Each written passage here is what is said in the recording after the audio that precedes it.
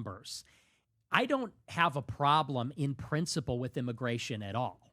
If we brought in a million, or maybe not a million, but if we brought in, let's say, 300,000 people every year that are like you, that are intelligent, that are productive, that are going to be generative, I don't necessarily have a problem with that in and of itself. The problem is that for 30 years, we bring in 2 or 3 million people per year. The foreign-born population has doubled.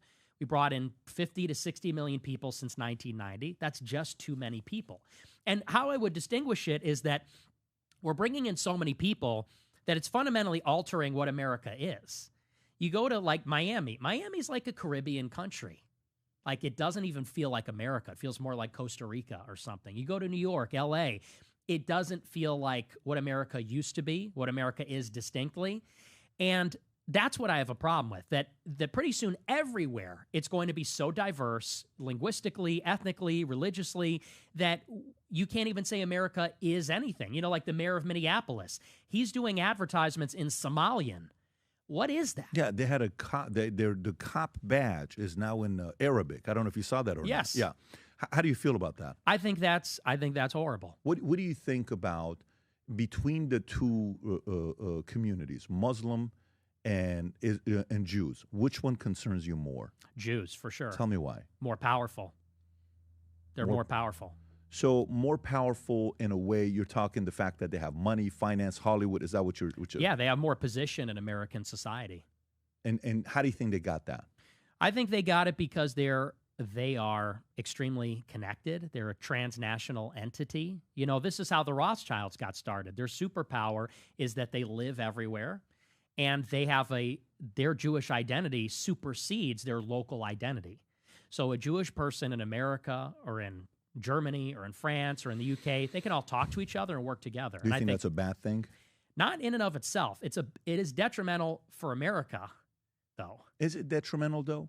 Because, I'm a Syrian, right? Mm-hmm. And I wish Assyrians were more like this. Mm-hmm. And let me tell you why I relate to them. We don't have a country.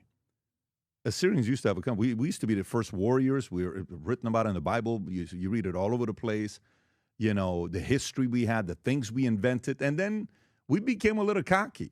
And God came in and was like, listen, man, relax, Assyrians. You ain't going to come and be the king of the jungle. It's me. And you hear the stories about that they built the tower to go all the way to the top because we are Assyrians and, and then we failed. It's like, no, look at you now. No one knows who Assyrians are. You don't even have a country, right? We know the land in Iraq or wherever you are. You don't have it anymore. I think when a community becomes too cocky, the man upstairs is going to handle that himself, right? But in a sense, when you see they went from a small community to have this much influence, isn't that almost impossible for them to pull off? Like, isn't that? So it either produces one of two things. I'm not intimidated. I'm not a guy that is envious or jealous or, oh my God, that guy's richer than me. That guy's this guy's, I'm not. I want to see what they did and what worked for them. For example, to me, when I think about Jews, I think about Mormons, I think about Scientologists. I used to have an office where half the office was all Scientology, and I learned all these phrases, assist, or, I went to their church and Dianetics and L. Ron Hubbard and what he would say when you get a headache, you do this, and all these weird extras. I'm like, oh, interesting. How much money did we give? $200,000. Why'd you give that? But let me tell you, those guys that were in, they had each other's back. It was a fraternity that you wish family members were like this, right? I think Scientologists have it maybe more than Jews. So I think Jews will bite each other a little bit, not as much. And then Mormons have each other's back. Of course, there's a fallout out as well where people come out and they'll talk about God makers or, what Gordon B. Hinckley. And I've read all of that stuff from over the years. But what's wrong with them winning at the highest level? Well, I agree with you that it is remarkable, and it is actually ominous how much they've achieved. Here's the problem, though.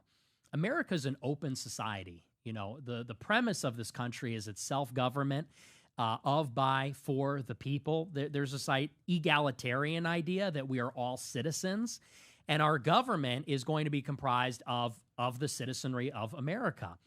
That's deeply embedded in who we are and in our government and our whole system. And take me, for example. I'm Italian, Mexican, and Irish. The Italians were very much like this when they immigrated to America. You know, they had in Chicago what they called the outfit, which was the mafia, and they looked out for each other. And when my grandfather died on my mom's side, I believe my grandmother got a loan from the outfit. And they would come by every month or whatever, and they'd bring a fruit basket, and they'd look after her, and they provided financially. Was it Spilatra's group? Do you know the history of it, or was it Tony Spilatra? I don't know who it was specifically. Okay, got it.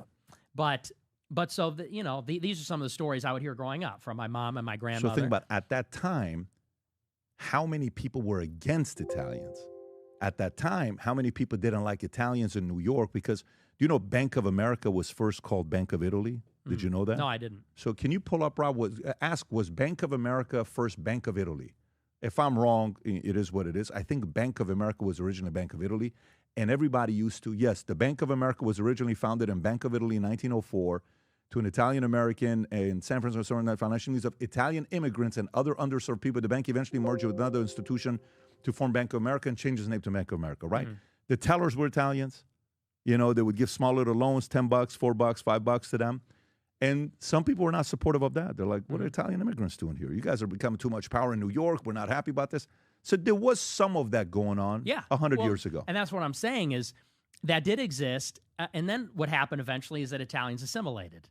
Eventually, these groups, these ethnic advocacy groups were broken up, if you could call the outfit that, or the mob of New York. And then Italians assimilated. And when I grew up, I saw myself as American. I didn't see myself as Italian-American. I just saw myself as American.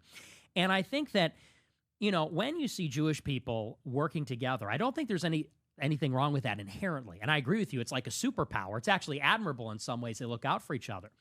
But if society becomes, American society in particular, a place where every group is ganging up, well, we're the whites, we're the blacks, we're the Jews, then I think what America is starts to come apart, and it turns into kind of like a bit of a politicized race war.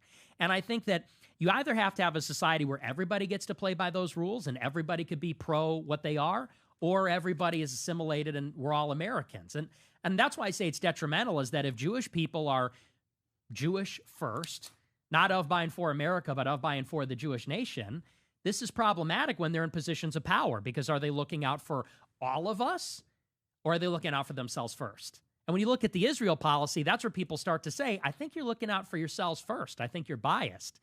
And unfortunately, you're using the public purse and American soldiers to fight your own battles. And that's the problem. It's not, I don't have hatred for them. I don't have a problem with them in themselves or even what they do. It's just that with our system, that doesn't work. You know what I would say to that as well? When, you know, if they use the American soldiers in their advantage and all that other stuff. Okay. Who negotiated that deal? Some president negotiated that deal. Someone said yes to it, right? When they say, well, let me tell you, you know, that person is afraid to platform this guy because he's afraid his donors are going to go and do this. And it's Israel's fault. No, it's not. It's the guy who runs it's not Israel's fault. What are you talking about? You know, this guy sends me a message. AIPAC. I got a text. Not a text. What do you call it in the X? A DM I get from AIPAC, okay? Hey, we'd like you to come to Israel. We'd like to invite you. I'm sure many people get that message, right? They send it. I said, I'm going to come with my pastor. I don't want you to pay for it. I'm going to pay for it. I want to bring my crew because I want to go see Jerusalem. You're not going to see me putting the what do they call it? The kippah. I'm not going to put that on. But guess what? I respect the culture, and I want to go to Gaza, and I would ask for some idea of protection that if we can go to Gaza, show it to her. I want to see this stuff. I want to go with my pastor. First time around, I'm not going to take my kids. Maybe the second, third time, I'll take my kids. But to me, I don't put the onus on, like when a guy's like, that guy has slept with so many people, this, and the girl said yes. No, but you don't understand. He's a man whore. But the girl said yes. So is it Israel or is it the girl?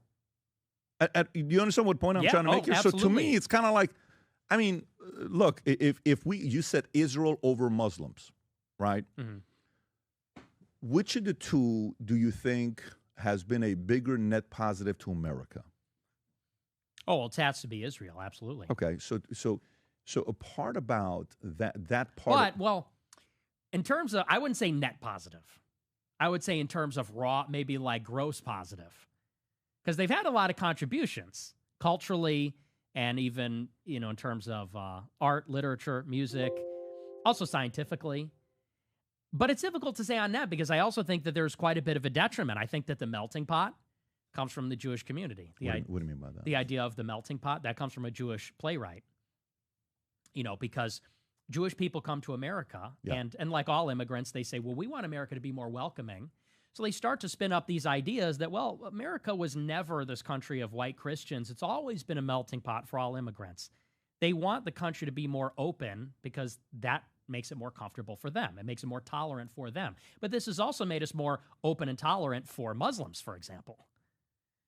We're bringing, who's been the biggest driver of like the Hart-Celler 65 Immigration Act? It was like the SPLC, which is run by Jewish lawyers.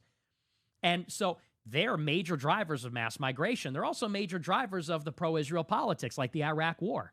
It was many Jewish journalists and pundits and advocates. Sure. So a point being is like when you calculate on net, and I agree with you, like I think there are a lot of people that are critical of Israel that are reluctant to acknowledge the good that Jews do. And I think that they're brilliant. Many of them are brilliant. So when I'm saying net positive, I'm talking jobs, economy. How often you hear about crime, what they do. Like if you have a choice between living in a city in Minnesota, Dearborn, and living in, I don't know what's the biggest city. What's the city that, Boca Raton, let's just say, right? If you have a choice between raising your family between Dearborn and Boca Raton, where do you choose? Boca Raton, okay, of course, so the point is like they go to a place. And by the way, to me, if that was Muslims, guess what? I would say Muslims. Mm-hmm. But statistically, wherever they live, it's safer, things are nicer, things get better. I agree. And that is one part to measure where they're at. Now, do I see them overly aggressive? Do I see them the type that are going to use politicians and buy them like Marjorie Taylor Greene and other people are saying? 100%. Do I see them, they're going to be there in everyone's DM and email saying, hey, we'd love to support you. We'd love to bring you to Israel and, doing all that stuff? It's obvious. I'm seeing it myself, okay? Do I look at that and shame them and say, oh, shame on? I look at that and say, no, I wish Armenians would do that. I've never gotten an invitation from Prime Minister of Armenia. He should probably send me an invite to go there, right? It's not a bad idea to come and show the country. I'm Armenian. I'm a Syrian. Syrians don't have a country. It's probably a good idea.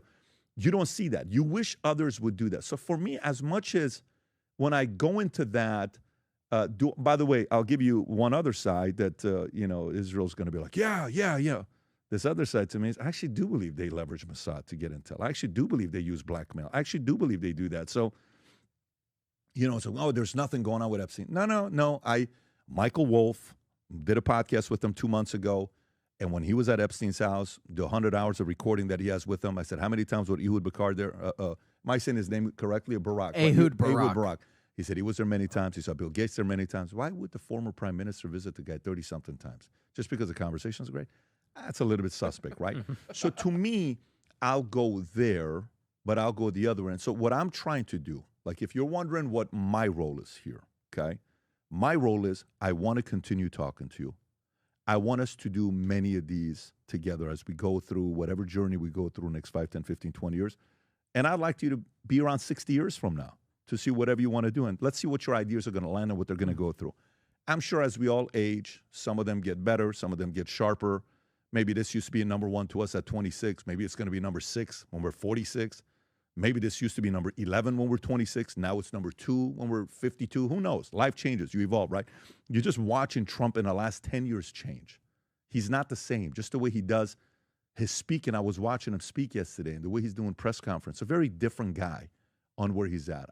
And it's not like he's tired and he's not working. You said him and Charlie Kirk, the Protestant, workers thing that they have.